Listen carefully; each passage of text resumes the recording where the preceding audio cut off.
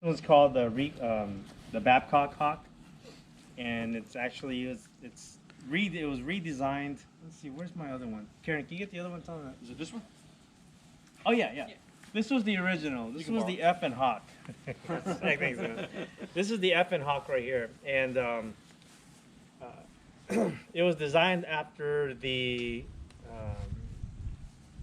Ifugao. I believe it's the Ifugao tribe in the Philippines, after their head axe. It's called the head axe. It's a lot bigger. It's about 2 feet, 2 feet wide, and it's probably about 2 feet long too.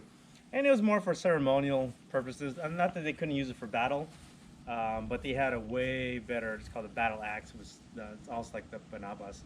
Anyway, so I wanted to form a smaller version of it because I wanted to learn how to use it. Okay, so but this was a little big. So there's a guy that was a active military guy, and he wanted to carry a hawk on his kangaroo pouch. So he had his molly set up in the kangaroo pouch here, but he said this one was a little too long, it was a little too heavy. I believe this was over 2 pounds, and we made this one under 2 pounds, but it was still effective. So there's one thing about a hawk being too light and too small. Some guy made a hawk this big, and I was like, okay, well, what's the use of that? Tomahawk is also known for some of its trauma from, force. Anyway, so this one's called the Babcock. It's based after his name. It's a little smaller. We, instead of having handles on it, and we use Kydex just to make it even that much lighter. So he carried, this was his like, I'm fucked weapon. His oh shit weapon. His firearm didn't work, his rifle didn't work, so he was able to, instead of pulling a knife out, so if I pulled out a knife on you, it wouldn't be too scary, but if I pulled this out, you'd be like, well, yeah, that's a little different. You know what I mean? So it had a scare factor into this. Yeah. Predator. All right, but then, okay, great. But then I had to find a way to, okay, well, I got to teach you guys how to use it. So everyone's familiar with the 12 count of the strikes. It's very similar because I didn't want to change too much. So what we'll do is we'll have Scarecrow. Now from here, you've seen people go like this, 1, 2. If you ever use the hawk or anything like that, it's gonna go 1, and I'm stuck. Okay, especially this type of weapon right here. You know, it's different. It doesn't have the wedge side, it has a pointed side, right? So like this, see the difference? This is meant to seek depth. This is meant to smash depth, right? So once it hits into the skull, you have to pry it out. So 1, pry it out, okay? So if you want from hits here, you can pry it out and rip this way. 2, and you notice I'm going for temple shots. Pry it out. 3, hits the rib, pry it out. 4, hits the rib, boom, pry it out. And when you're prying, are you twisting? I'm gonna create as big a hole as possible. Okay. Okay. If not, I have to just at least pry it and leverage it out. Okay. So it's very karambit type technique. It's very karambit type. Yeah. Like you a notice thong. if I had a ring here, it looks like a karambit. Just rip it out. See? Yeah.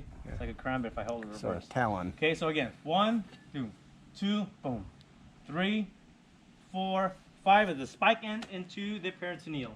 Okay. Now, here's the thing too. You think you're gonna be able to put it like this? No.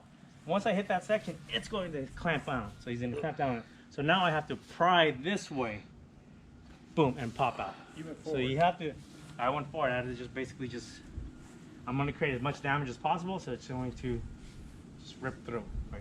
Boom. So you're getting like right in the gooch? Your nuts should be hanging on this by the time I'm done. Oh, okay. Okay, 5. Oh, okay. 6 oh, is I'm gonna okay. hit into the clavicle and power assist and break through. So it's going inside to the clavicle. I'm gonna break that down. Okay. 7, I'm gonna hook behind the leg and just rip this out. Okay.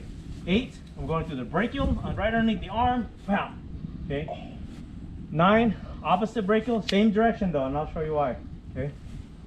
10, I'm gonna bump through, and I'm gonna double grip, and then just pound the top of the band. Down? Nope, just hitting across the chest this way, or across the skull. Okay, pop. Okay. 11, it's called the zombie kill. Spike right on top. Boop. Okay, now again, how are you gonna get this out? Okay. You're gonna have to pull this down, power assist, and pop it out. Okay. Nice.